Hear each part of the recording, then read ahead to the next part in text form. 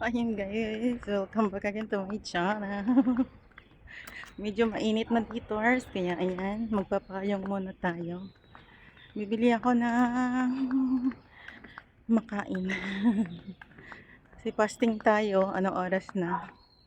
Almusal ko kanina, ano lang, isang tinapay lang. Fasting daw eh.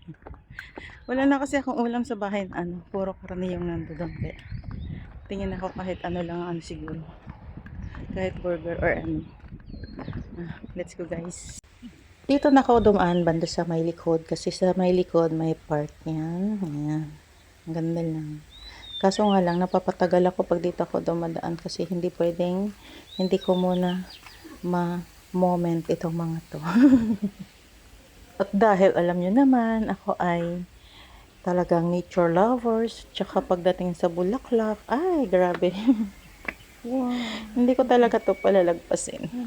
Ang ganda lang kasi sa pakiramdam kapag ganito yung nakikita mo. Nakaka-relax kasi. Lamba.